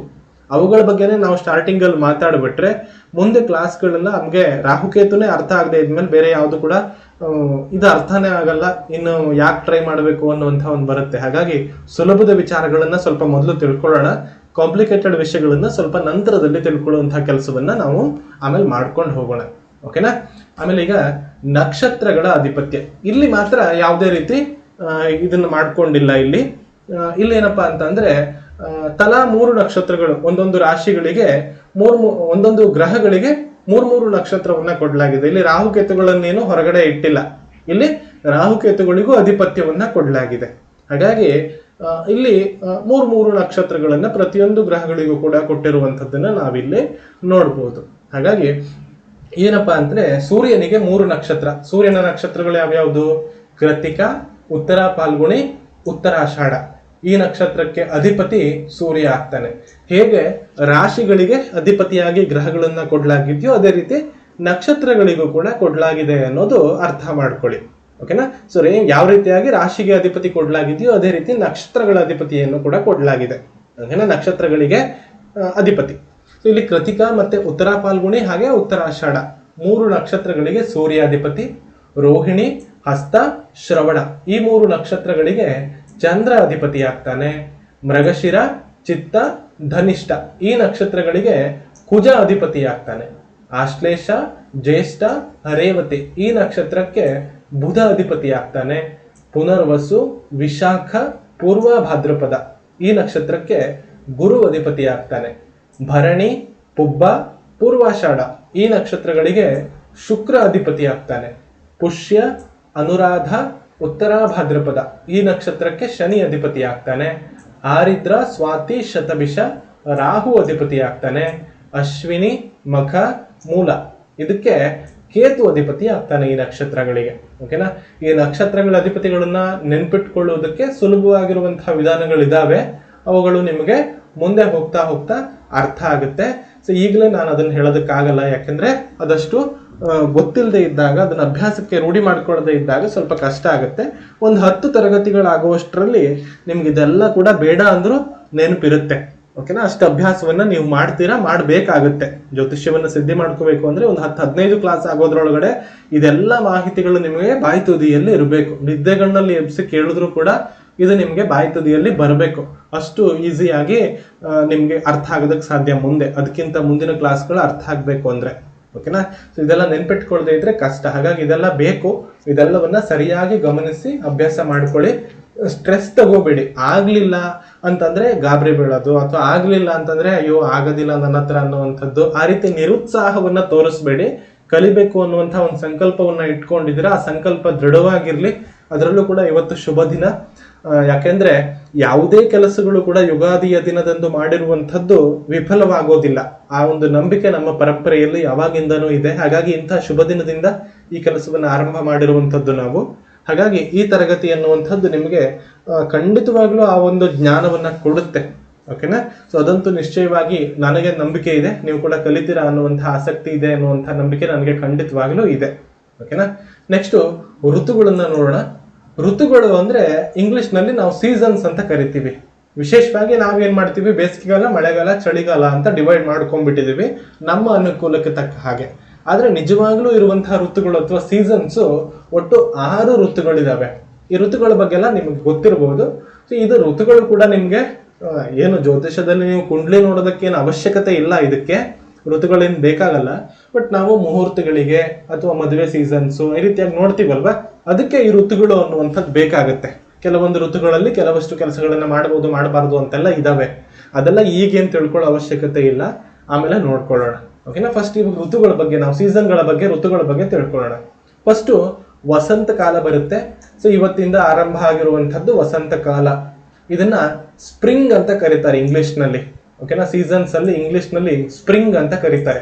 ಸೊ ವಸಂತ ಕಾಲ ಇದು ಚೈತ್ರ ಮಾಸ ಮತ್ತೆ ವೈಶಾಖ ಮಾಸ 2 ತಿಂಗಳುಗಳು ಬರುತ್ತೆ. ಒಂದೊಂದು ಋತುಗಳು 2 ತಿಂಗಳುಗಳಲ್ಲಿ ಇರುತ್ತೆ. ಓಕೆನಾ, ವಸಂತ ಮತ್ತೆ ಚೈತ್ರ ಮತ್ತೆ ವೈಶಾಖ ವಸಂತ ಕಾಲದಲ್ಲಿ ಬರುತ್ತೆ. ಹೂವು ಅರಳುವ ಕಾಲ ಅಥವಾ ಎಲೆಗಳು ಚಿಗುರುವಂತಹ ಕಾಲ, ಈ ರೀತಿಯಾಗಿ ಹೇಳುವಂತಹ ಕಾಲ. ಸೊ ತುಂಬಾ ಸುಂದರವಾಗಿರುವಂತಹ ಕಾಲ. ಸ್ವಲ್ಪ ಹೀಟ್ ಈಗ ಆರಂಭ ಆಗಿದೆ ಅಷ್ಟೇ. ಇದು ನಮ್ಗೇನು ಸೆಕೆಗಾಲಕ್ಕೆ ಆರಂಭ ಅಂತ ಹೇಳ್ತೀವಿ. ಓಕೆನಾ, ಇದು ಅದ್ಭುತವಾದಂತಹ ಕಾಲ. ಹಾಗೆ ಗ್ರೀಷ್ಮ ಕಾಲ, ಜ್ಯೇಷ್ಠ ಆಷಾಢ, ಜ್ಯೇಷ್ಠ ಮಾಸ ಆಷಾಢ ಮಾಸ ಬರುತ್ತೆ. ಗ್ರೀಷ್ಮ ಕಾಲ ಇದು ಸಮರ್ ಅಂತ ಕರಿತೀವಿ. ಬೇಸಿಗೆ ಕಾಲ, ತುಂಬಾ ಬಿರು ಬೇಸಿಗೆಯ ಕಾಲ ಇದು. ಹಾಗಾಗಿ ಇಲ್ಲಿ ಸಮರ್ ಬರುತ್ತೆ. ಸಮರ್ ಅಂತಂದ್ರೆ ಗೊತ್ತಲ್ವಾ ನಿಮ್ಗೆ. ಸೊ ಇದು ಬಿರು ಬೇಸಿಗೆಯ ಕಾಲ, ತುಂಬಾ ಹೀಟ್ ಜಾಸ್ತಿ ಆಗುವಂತಹದ್ದು, ಕುಡಿಯೋಕೆ ನೀರು ಬರಗಾಲ, ಆ ರೀತಿಯಾಗಿರುವಂತಹ ಸಮಸ್ಯೆಗಳು ಬರುವಂತಹ ಕಾಲ ಗ್ರೀಷ್ಮ ಕಾಲ. ಇದು ಜ್ಯೇಷ್ಠ ಮತ್ತು ಆಷಾಢ ಮಾಸದಲ್ಲಿ ಬರುತ್ತೆ. ಆಷಾಢ ಮಾಸದಲ್ಲಿ ಶುಭ ಕಾರ್ಯಗಳು ನಿಷಿದ್ಧ ಅನ್ನೋದು ನಿಮ್ಗೆ ಗೊತ್ತಿದೆ ಅಲ್ವಾ. ಹಾಗಾಗಿ ನೆಕ್ಸ್ಟ್ ವರ್ಷಾಕಾಲ ಬರುತ್ತೆ. ವರ್ಷಾಕಾಲ ಅಂದ್ರೆ ಇಂಗ್ಲಿಷ್ ನಲ್ಲಿ ಮಾನ್ಸೂನ್ ಅಂತ ಕರಿತೀವಿ. ಶ್ರಾವಣ ಮತ್ತೆ ಭಾದ್ರಪದ ಮಾಸಗಳು ಬರುತ್ತೆ. ಇದು ಖಂಡಿತವಾಗಲೂ ಮಳೆಗಾಲ. ಗ್ರೀಷ್ಮ ಕಾಲದ ಕೊನೆಯಲ್ಲಿ ಆಷಾಢ ಮಾಸದಲ್ಲೇ ನಮಗೆ ಮಳೆಗಾಲ ಪ್ರಾರಂಭ ಆಗ್ಬಿಡುತ್ತೆ. ಈ ವರ್ಷ ಕಾಲದಲ್ಲಿ ಮಳೆಗಾಲ ಜೋರಾಗಿ ಸುರಿತಾ ಇರುವಂತಹ ಮಾಸ, ಹಾಗಾಗಿ ಮಾನ್ಸೂನ್ ಅಂತ ಕರಿತೀವಿ. ನೆಕ್ಸ್ಟ್ ಬರುವಂತಹದ್ದು ಶರತ್ ಕಾಲ. ಇದನ್ನ ಅಶ್ವಯುಜ ಮತ್ತು ಕಾರ್ತಿಕ ಮಾಸಗಳ ಮಧ್ಯದಲ್ಲಿ ಈ ಒಂದು ಶರತ್ ಕಾಲ ಅನ್ನುವಂಥದ್ದು ಬರುತ್ತೆ. ಸ್ಪಷ್ಟವಾಗಿರುವಂತಹ ಆಕಾಶ, ಸುಂದರವಾಗಿರುವಂತಹ ಚಂದ್ರಬಿಂಬ. ಅಂದ್ರೆ ಮಳೆಗಾಲ ಮುಗಿದಿರುತ್ತೆ, ಚಳಿಗಾಲ ಇನ್ನೂ ಪ್ರಾರಂಭ ಆಗಿರೋದಿಲ್ಲ. ಮಳೆಗಾಲದ ಕೊನೆಯಲ್ಲಿ ಮಳೆಗಳು ಕಡಿಮೆ ಆಗಿರುತ್ತೆ. ಸ್ಪಷ್ಟವಾಗಿರುವಂತಹ ಆಕಾಶ, ಸುಂದರವಾಗಿರುವಂತಹ ವಾತಾವರಣ. ಕಾರ್ತಿಕ ಮಾಸ ಇದರಲ್ಲೇ ಬರುತ್ತೆ. ಹಾಗಾಗಿ ಈ ಒಂದು ಶರದ್ ಕಾಲ ಅನ್ನುವಂಥದ್ದು ತುಂಬಾ ಸುಂದರವಾಗಿರುವಂತಹ ಕಾಲ. ಸ್ಪಷ್ಟವಾಗಿ ಆಕಾಶ, ಸುಂದರವಾಗಿರುವಂತಹ ಚಂದ್ರಬಿಂಬ, ಇದೆಲ್ಲ ನೋಡೋದಕ್ಕೆ ಸಿಗುವಂತಹ ಸುಂದರವಾದ ಕಾಲ. ಹಾಗೆ ಹೇಮಂತ ಕಾಲ ಬರುತ್ತೆ. ಇದನ್ನ ಪ್ರೀ ವಿಂಟರ್ ಅಂತ, ಚಳಿಗಾಲದ ಆರಂಭ ಕಾಲ. ಮೃಗಶಿರ ಮತ್ತೆ ಪುಷ್ಯ ಮಾಸಗಳು ಬರುತ್ತೆ. ವಿಶೇಷವಾಗಿ ಇದು ಹಣ್ಣುಗಳ ಸೀಸನ್, ಚಳಿಗಾಲ ಆರಂಭ ಆಗಿರುತ್ತೆ, ಹಣ್ಣುಗಳ ಸೀಸನ್ ಸ್ಟಾರ್ಟ್ ಆಗುತ್ತೆ ಅಂತ ಅರ್ಥ. ಹಾಗೆ ನೆಕ್ಸ್ಟ್ 6ನೇದು ಕೊನೆಯದು ಶಿಶಿರ ಕಾಲ, ವಿಂಟರ್, ಮಾಘ ಮತ್ತೆ ಪಾಲ್ಗುಣ ಮಾಸದಲ್ಲಿ ಬರುತ್ತೆ. ಇದು ಹೆಚ್ಚಾಗಿ ಅತಿ ಹೆಚ್ಚು ಚಳಿ ಬೀಳುವಂತಹ ಕಾಲ. ನಮ್ಗೆ ಚಳಿಗಾಲ ಆರಂಭದಿಂದನೇ ಇರುತ್ತೆ, ಆದ್ರೂ ಕೂಡ ಇದು ಅತಿ ಹೆಚ್ಚು ಚಳಿ ಬೀಳುವಂತಹ ಕಾಲ. ಇದನ್ನ ಮಾಘ ಮಾಸ ಮತ್ತೆ ಪಾಲ್ಗುಣ ಮಾಸದಲ್ಲಿ ಬರುವಂತಹದ್ದು. ನಮ್ಮ ಪಂಚಾಂಗಗಳಲ್ಲಿ ಈ ಒಂದು 6 ಋತುಗಳು ಒಂದು ವರ್ಷದಲ್ಲಿ ಬರುತ್ತೆ. ಇದು ಮುಗಿದ ಮೇಲೆ ಮತ್ತೆ ಚೈತ್ರ ಮಾಸ ಬರುತ್ತೆ, ಅಲ್ಲಿಗೆ ನಮ್ಗೆ ವರ್ಷ ಚೇಂಜ್ ಆಗುತ್ತೆ. ಈ ವರ್ಷಕ್ಕೆ ನಾವು ಸಂವತ್ಸರಗಳು ಅಂತ ಕರಿತೀವಿ. ನಮ್ಮ ಒಂದು ಪರಂಪರೆಯಲ್ಲಿ ಇದಕ್ಕೆ ನಾವು ಸಂವತ್ಸರಗಳು ಅಂತ ಕರಿತೀವಿ. ಓಕೆನಾ? ಸೊ ನಮ್ಮ ಪಂಚಾಂಗದಲ್ಲಿ ಸಂವತ್ಸರಗಳಿಗೆ ಒಂದೊಂದು ಹೆಸರು ಕೂಡ ಇದೆ. ಆ ಒಟ್ಟು 60 ಸಂವತ್ಸರಗಳಿದಾವೆ. ಈ ಸಂವತ್ಸರಗಳನ್ನ ನಾವು ಹೆಸರಿನ ಮೂಲಕ, ಅಂದ್ರೆ ಇಸ್ವಿ ಜೊತೆಗೆ, ಇಸ್ವಿ ನಾವು ಶಕ ಸಂವತ್ಸರವನ್ನ ಬಳಸ್ತೀವಿ ಅಥವಾ ಯಾವ್ದನ್ನೇ ಬಳಸ್ತೀವಿ, ಯಾವ್ದನ್ನ ಬೇಕಿದ್ರೂ ಬಳಸ್ಕೊಳ್ಳಿ, ಬಟ್ ಅದಕ್ಕೆ ಒಂದು ಹೆಸರು ಇದೆ. ಸಂವತ್ಸರಕ್ಕೆ 60 ಸಂವತ್ಸರಗಳಿದಾವೆ. ಅದೊಂದು ಸೈಕಲ್. ಸೊ ಒಂದ್ಸಲ 60 ವರ್ಷಗಳಾದ ನಂತರ ಮತ್ತೆ ವಾಪಸ್ ಮೊದಲಿನಿಂದಾನೇ ಆರಂಭ ಆಗುತ್ತೆ. ಓಕೆನಾ? ಈ ರೀತಿಯಾಗಿ ಮನುಷ್ಯನ ಆಯುಷ್ಯ ಅನ್ನುವಂಥದ್ದು 120 ವರ್ಷಗಳು ಅಂತ ಜ್ಯೋತಿಷ್ಯ ಶಾಸ್ತ್ರ ಹೇಳುವಂಥದ್ದು ಈ ಕಲಿಯುಗದಲ್ಲಿ. ಹಾಗಾಗಿ ಈ 60 ಸಂವತ್ಸರಗಳು 2 ಬಾರಿ ರಿಪೀಟ್ ಆಗುತ್ತೆ ಅಂತ. ಸೊ ಪ್ರತಿ ಸಂವತ್ಸರಗಳನ್ನ 2 ಬಾರಿ ಮನುಷ್ಯ ಒಂದು ಅನುಭವಕ್ಕೆ ಬರುತ್ತೆ ಅನ್ನೋದು ಜ್ಯೋತಿಷ್ಯ ಹೇಳುವಂತಹ ಮಾತು. ಹಾಗಾಗಿ 60 ಸಂವತ್ಸರಗಳು ಪ್ಲಸ್ 60 ಸಂವತ್ಸರಗಳು 120 ಸಂವತ್ಸರಗಳು. ಒಬ್ಬ ವ್ಯಕ್ತಿ ಒಂದೇ ಹೆಸರಿನ ಸಂವತ್ಸರವನ್ನ 2 ಬಾರಿ ಜೀವನದಲ್ಲಿ ಫೇಸ್ ಮಾಡಿದ್ರೆ, ಅಂದ್ರೆ ಪೂರ್ತಿಯಾಗಿ ಬದುಕಿದ್ದಾಗ, ಅದನ್ನ ನಾವು ಅರ್ಥ ಮಾಡ್ಕೋಬೇಕು. ಈಗಂತೂ ಮಿನಿಮಮ್ ಎಷ್ಟೋ ಚಿಕ್ಕ ವಯಸ್ಸಿಗೆ ತಿರ್ಕೋತಾ ಇದ್ದಾರೆ ಎಲ್ಲ ಜನ. 40-50 ವರ್ಷ, 60-70 ವರ್ಷದೊಳಗಡೆ ಬದುಕ್ತಾ ಇರುವಂತದ್ದು. ಯಾರು 120 ವರ್ಷ ಬದುಕಿದ್ರೆ ಅದು ಪವಾಡ ಆಗ್ಬಿಟ್ಟಿದೆ ಈಗಿನ ಕಾಲದಲ್ಲಿ. ಹಾಗಾಗಿ ಯಾರು 120 ವರ್ಷಗಳನ್ನ ಇವತ್ತು ಬದುಕ್ತಾ ಇಲ್ಲ. ಮನುಷ್ಯನ ಜೀವಿತ ಅವಧಿ ಕಡಿಮೆ ಆಗಿದೆ. ಬಟ್ ಆದ್ರೂ ಕೂಡ ಕಲಿಯುಗದಲ್ಲಿ ಮನುಷ್ಯನ ಮ್ಯಾಕ್ಸಿಮಮ್ ಲೈಫ್ ಸ್ಪ್ಯಾನ್ ಅನ್ನುವಂಥದ್ದು 120 ವರ್ಷ. ಹಾಗಾಗಿ ಜ್ಯೋತಿಷ್ಯ ಕಲಿದವರು ಈ ಒಂದು ಸಂವತ್ಸರಗಳ ಹೆಸರನ್ನ ತಿಳ್ಕೋಬೇಕು. ಇದು ಯಾಕೆ ಅಂದ್ರೆ ಸೇಮ್ ನಿಮ್ಗೆ ಅವಾಗಲೇ ಹೇಳಿದ ಹಾಗೆ ಹಿಂದಿನ ಒಂದು ಜಾತಕಗಳು, ನೀವೀಗ ಒಂದು 15-20 ವರ್ಷ ಹಿಂದೆ ಹೋದ್ರೆ ಈ ಸಾಫ್ಟ್ವೇರ್ಗಳು ಇರ್ಲಿಲ್ಲ, ಎಲ್ಲ ಕೈಯಲ್ಲಿ ಲೆಕ್ಕಾಚಾರಗಳನ್ನ ಮಾಡ್ತಾ ಇದ್ರು. ಈ ಸಂವತ್ಸರಗಳ ಇಸ್ವಿಗಳ ಕಾಲಗಳಲ್ಲಿ ಇರ್ಲಿಲ್ಲ, ಸಂವತ್ಸರಗಳಿಗೆ ಹೆಸರನ್ನ ಇಟ್ಟಿರ್ತಾ ಇದ್ರು. ಹಾಗಾಗಿ ಈ ಸಂವತ್ಸರದ ಹೆಸರುಗಳನ್ನ ಅಲ್ಲಿ ಉಲ್ಲೇಖ ಮಾಡಿರ್ತಾರೆ. ನಿಮ್ಗೆ ಅದು ಕನ್ಫರ್ಮ್ ಮಾಡ್ಕೊಳ್ಳೋದಕ್ಕೆ ಈಸಿ ಆಗುತ್ತೆ. ಸಂವತ್ಸರದ ಹೆಸರನ್ನ, ಈ ಒಂದು ಸಂವತ್ಸರ ಯಾವುದು ಅಂತ ನೋಡ್ಕೊಂಡು ನಾವು ಸಂವತ್ಸರದಿಂದ ಹಿಂದಕ್ಕೆ ಹೋದಾಗ ಅದು ಎಷ್ಟು ವರ್ಷದ ಹಿಂದೆ ಎನ್ನುವಂಥದ್ದು ಆ ಹೆಸರಿನ ಮೇಲೆನೆ ನಿಮ್ಗೆ ಅರ್ಥ ಆಗ್ತಾ ಇರುತ್ತೆ. ಹಾಗಾಗಿ ಸಂವತ್ಸರ ಅನ್ನುವಂಥದ್ದು ತುಂಬಾ ಮುಖ್ಯ. ಓಕೆನಾ? ಅವುಗಳನ್ನ ಜಾತಕದಲ್ಲಿ ಬಳಸಲಾಗುತ್ತೆ. ಇದನ್ನ ತಿಳ್ಕೊಳ್ಳುವಂಥದ್ದು ಅತ್ಯಂತ ಮುಖ್ಯ. ಜ್ಯೋತಿಷ್ಯ ಕಲಿಯುವಂಥವ್ರು ಇವುಗಳನ್ನ ತಿಳ್ಕೊಳ್ಳೇಬೇಕು. ಹಾಗಾದ್ರೆ ಯಾವುದು ಈ ಸಂವತ್ಸರಗಳು ಅಂತ ಬಂದ್ರೆ, ಮೊದಲನೇದು ಪ್ರಭವ, ವಿಭವ, ಶುಕ್ಲ, ಪ್ರಮೋದೂತ, ಪ್ರಜೋತ್ಪತ್ತಿ, ಅಂಗೀರಸ, ಶ್ರೀಮುಖ, ಭಾವ, ಯುವ, ಧಾತೃ, ಈಶ್ವರ, ಬಹುಧಾನ್ಯ, ಪ್ರಮಾಥಿ, ವಿಕ್ರಮ, ವೃಷ, ಹಾಗೆ ಮತ್ತೆ ಚಿತ್ರಭಾನು, ಸುಭಾನು, ತಾರಣ, ಪಾರ್ಥಿವ, ವ್ಯಯ, ಸರ್ವಜಿತ್, ಸರ್ವಧಾರಿ, ವಿರೋಧಿ, ವಿಕೃತಿ, ಕರ, ನಂದನ, ವಿಜಯ, ಜಯ, ಮನ್ಮಥ, ದುರ್ಮುಖಿ, ಹೇವಿಳಂಬೆ, ವಿಳಂಬಿ, ವಿಕಾರಿ, ಶಾರ್ವರಿ, ಪ್ಲವ, ಶುಭಕೃತ್, ಶೋಭಕೃತ್, ಕ್ರೋಧಿ, ವಿಶ್ವಾವಸು, ಪರಾಭವ, ಪ್ಲವಂಗ, ಕೀಲಕ, ಸೌಮ್ಯ, ಸಾಧಾರಣ, ವಿರೋಧಿಕೃತ್, ಪರಿಧಾವಿ, ಪ್ರಮಾದಿ, ಆನಂದ, ರಾಕ್ಷಸ, ನಳ, ಪಿಂಗಳ, ಕಾಲಯುಕ್ತಿ, ಸಿದ್ಧಾರ್ಥಿ, ರೌದ್ರಿ, ದುರ್ಮತಿ, ದುಂದುಭಿ, ರುಧಿರೋದ್ಘಾರಿ, ರಕ್ತಾಕ್ಷಿ, ಕ್ರೋಧನ, ಅಕ್ಷಯ ಕೊನೆಯ ಒಂದು ಸಂವತ್ಸರ.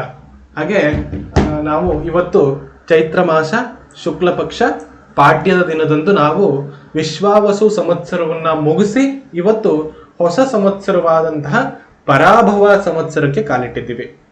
ಓಕೆನಾ? ಇವತ್ತಿನಿಂದ ಆರಂಭ ಆಗ್ತಾ ಇರುವಂತದ್ದು ಪರಾಭವ ಸಂವತ್ಸರ. ಇದನ್ನ ನೀವು ನೆನ್ಪಿಟ್ಕೋಬೇಕು. ಓಕೆನಾ? ಇವತ್ತಿಂದೆಲ್ಲ ಪರಾಭವ ಸಂವತ್ಸರ. ಇನ್ನು ಇದೇ ರೀತಿ ಅಂದ್ರೆ ಒಂದು ಸಂವತ್ಸರಗಳು ಯುಗಾದಿಯಿಂದ ಯುಗಾದಿಗೆ ಬದಲಾಗ್ತಾ ಹೋಗುತ್ತೆ. ಈ 60 ಸಂವತ್ಸರಗಳು ಮುಗಿದ ನಂತರ ಮತ್ತೆ ಮೊದಲಿನ ಸಂವತ್ಸರವಾದಂತಹ ಪ್ರಭವ ಸಂವತ್ಸರದಿಂದ ಆರಂಭ ಆಗುತ್ತೆ. ಅಂದ್ರೆ ನಾವಿವಾಗ ಎಲ್ಲಿದ್ದೀವಿ ಅಂತಂದ್ರೆ ಪರಾಭವ 40ನೇ ಸಂವತ್ಸರದಲ್ಲಿ ಇದೀವಿ.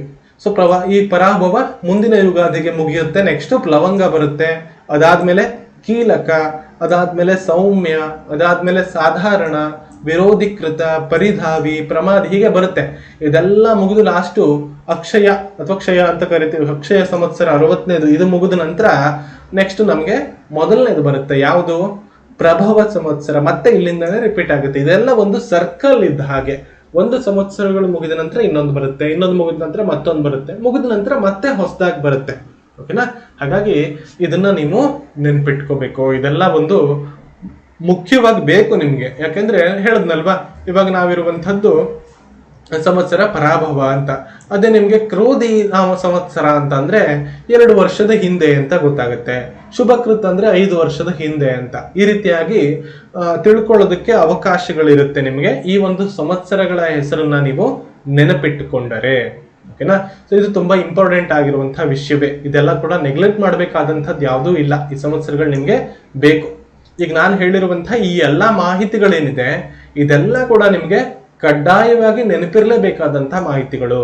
ಇಂತಹ ಮಾಹಿತಿಗಳು ನಿಮಗೆ ನೆನಪಲ್ಲಿದ್ದಾಗ ಜ್ಯೋತಿಷ್ಯ ಇನ್ನಷ್ಟು ಸರಳವಾಗಿ, ಸುಲಭವಾಗಿ ನಿಮಗೆ ನೆನಪಲ್ಲಿ ಉಳಿಯುತ್ತೆ. ಹಾಗಂತ ಇಷ್ಟು ಮಾತ್ರ ಅಲ್ಲ, ಇನ್ನೂ ಕೂಡ ನೀವು ನೆನ್ಪಿಟ್ಕೋಬೇಕಾದಂಥದ್ದು ಬಹಳಷ್ಟು ಮಾಹಿತಿ ಇದೆ. ಸೊ ಇದಿಷ್ಟೇ ನೆನ್ಪಿಟ್ಕೊಂಡ್ರೆ ಆಗ್ಬಿಡುತ್ತೆ ಅಂತಿಲ್ಲ. ಬೇಸಿಕ್ ಅಂದ್ರೂ ಇನ್ನೂ ಕೂಡ ನಿಮ್ಗೆ ಒಂದು 5-6 ಕ್ಲಾಸ್ಗಳಿಗಿಂತ ಹೆಚ್ಚಿದೆ.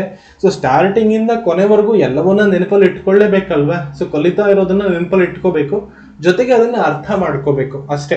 ಸೊ ಫಸ್ಟ್ ನೀವು ಅರ್ಥ ಮಾಡ್ಕೊಂಡು ಪ್ರೊಸೆಸ್ ಮಾಡ್ಕೊಂಡು ಆಮೇಲೆ ಅದನ್ನ ಸ್ಟೋರ್ ಮಾಡ್ಕೊಳ್ಳೋದು, ನೆನ್ಪಿಟ್ಕೊಳ್ಳೋದು ಅಲ್ವಾ? ಹಾಗಾಗಿ ಅದನ್ನ ಬಾಯ್ಪಾಠ ಮಾಡುವಂಥದ್ದನ್ನ ಬಾಯ್ಪಾಠ ಮಾಡಬೇಕು. ಅದು ನಿಮಗೆ ರೆಗ್ಯುಲರ್ ಯೂಸಿಗೆ ಬೇಕಾಗುತ್ತೆ. ನೆನಪಿಟ್ಕೊಳ್ಳೋದು ಅಪರೂಪಕ್ಕೆ ಬೇಕಾಗುವಂಥದ್ದು ಅಪರೂಪಕ್ಕೆ ಯೂಸ್ ಆಗುತ್ತೆ. ಹಾಗಾಗಿ ಅಪರೂಪಕ್ಕೆ ಬೇಕಾಗೋದಾಗಿರ್ಲಿ ಅಥವಾ ಡೈಲಿ ಬೇಕಾಗೋದಾಗಿರ್ಲಿ, ಎಲ್ಲವನ್ನ ಕೂಡ ನಾವು ನೆನಪಿಟ್ಕೊಳ್ಳುವಂಥದ್ದು ಅನ್ನೋದು ಮುಖ್ಯ. ಹಾಗಾಗಿ ಅದನ್ನೆಲ್ಲ ನಾವು ನೆನಪಿಟ್ಕೋಬೇಕು ಫಸ್ಟ್. ಓಕೆನಾ? ಸೊ ಇದನ್ನೆಲ್ಲ ನೀವು ಆಸಕ್ತಿಯಿಂದ ಕಲಿತೀರಾ ಅಂತ ಭಾವಿಸ್ತೀನಿ. ಸೊ ಇದು ಇವತ್ತಿನ ವಿಡಿಯೋದ ಮಾಹಿತಿ, ಇವತ್ತಿನ ತರಗತಿಯ ಮಾಹಿತಿ. ಇವತ್ತಿಗೆ ಇಷ್ಟು ವಿಷಯ ಕಂಪ್ಲೀಟ್ ಆಯ್ತು. ಓಕೆನಾ? ಇದಿಷ್ಟನ್ನ ನೆನ್ಪಿಟ್ಕೊಳ್ಳಿ. ಈಗ ಯಾರಾದ್ರೂ ಏನಾದ್ರೂ ಮಾತಾಡೋ ಹಾಗಿದ್ರೆ, ನನ್ನ ತರಗತಿಗೆ ಜಾಯಿನ್ ಆಗಿರುವಂತಹ ವ್ಯಕ್ತಿಗಳು ಯಾರಾದ್ರೂ ಮಾತಾಡೋ ಹಾಗಿದ್ರೆ ಚಾಟ್ ನ ಮೂಲಕ ತಿಳಿಸಿ, ನಿಮ್ಮನ್ನ ಅನ್ಮ್ಯೂಟ್ ಮಾಡ್ತೀನಿ. ಸೊ ಅನ್ಮ್ಯೂಟ್ ಮಾಡಿಕೊಂಡು ನನ್ನ ಜೊತೆ ಮಾತಾಡಬಹುದು. ಏನಾದರೂ ಪ್ರಶ್ನೆಗಳಿದ್ರೆ ಇದಕ್ಕೆ ಸಂಬಂಧಪಟ್ಟ ಹಾಗೆ, ಅಥವಾ ನಿಮ್ಗೆ ಏನಾದರೂ ಗೊಂದಲಗಳಿದ್ರೆ, ಇನ್ನು ಏನಾದರೂ ಹೆಚ್ಚಿನ ಮಾಹಿತಿಗಳೇನಾದ್ರೂ ಬೇಕಾದ್ರೆ ನೀವು ಇಲ್ಲಿ ಕೇಳಬಹುದು. ಚಾಟ್ ಓಪನ್ ಇದೆ, ಚಾಟ್ ಮಾಡಿ ಅನ್ಮ್ಯೂಟ್ ಮಾಡ್ತೀನಿ, ಅಲ್ಲಿ ನೀವು ನನ್ನ ಜೊತೆ ಮಾತಾಡಬಹುದು. ಏನಾದರೂ ಪ್ರಶ್ನೆಗಳಿದೆಯಾ? ಯಾರಿಗಾದ್ರೂ ಏನಾದರೂ ಪ್ರಶ್ನೆಗಳಿದ್ರೆ ಕೇಳಬಹುದು.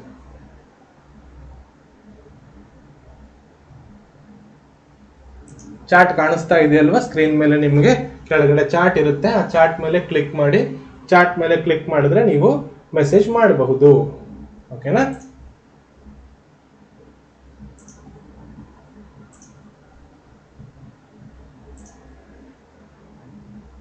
ಏನು ಡೌಟ್ಸ್ ಇದೆಯಾ? ನೋ ಸರ್, ಧನ್ಯವಾದ. ಓಕೆ, ಏನೂ ಇಲ್ಲ. ಹಾಗಾದ್ರೆ ಯಾರಿಗೂ ಏನು ಪ್ರಶ್ನೆಗಳಿಲ್ಲ ಅಲ್ವಾ?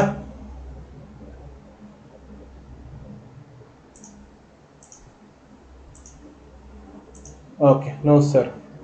ಓಕೆ, ಎಲ್ರಿಗೂ ಕೂಡ initial introduction is very good, I like it. Thank you Vijay, thank you. ಏನು ಎಸ್ ಅಂತ ಇದ್ದೀರಾ? ಮಾತಾಡ್ತೀರಾ? ಎಸ್ ಅಂತ, ರಿಯಲ್ಮಿ ಅಂತ ಏನೋ ಹೆಸರಿದೆ, ಹೆಸರು ಹಾಕ್ಕೊಳ್ಳಿ ದಯವಿಟ್ಟು. ಓಕೆನಾ? ಹೆಸರು ಹಾಕ್ಕೊಳ್ದಾಗಿದ್ರೆ ನಿಮ್ಗೆ ಏನಂತ ಕರಿಬೇಕು ಅಂತ ಗೊತ್ತಿಲ್ಲ ನನಗೆ. ಮಾತಾಡ್ತೀರಾ? ರಿಯಲ್ಮಿ ಏನೋ ಹೆಸರಿದೆ ಅಲ್ವಾ, ಮಾತಾಡ್ತೀರಾ?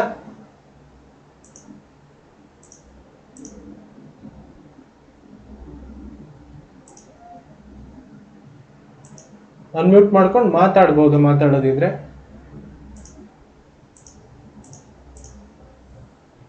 ಓಕೆ, ಯಾರು ಮಾತಾಡೋ ಇಂಟ್ರೆಸ್ಟ್ ತೋರಿಸ್ತಾ ಇಲ್ಲ. ತೊಂದರೆ ಇಲ್ಲ, ಏನು ಮುಜುಗರ ಮಾಡ್ಕೊಳ್ಳುವಂಥದ್ದು ಬೇಡ. ನೆಕ್ಸ್ಟ್ ಕ್ಲಾಸ್ನಲ್ಲಿ ಮಾತಾಡ್ಬೋದು. ಏನೇ ಡೌಟ್ ಇದ್ರು, ಯಾವುದೇ ಕ್ಲಾಸ್ನಲ್ಲಿ ಡೌಟ್ ಇದ್ರು ಕೂಡ ಕೇಳ್ಬೋದು. ಮಾತಾಡ್ತೀರಾ ರಿಯಲ್ಮಿ ಅವರೇ? ಏನು ಹೆಸರನ್ನ ಹಾಕ್ಕೊಳ್ಳಿ ದಯವಿಟ್ಟು.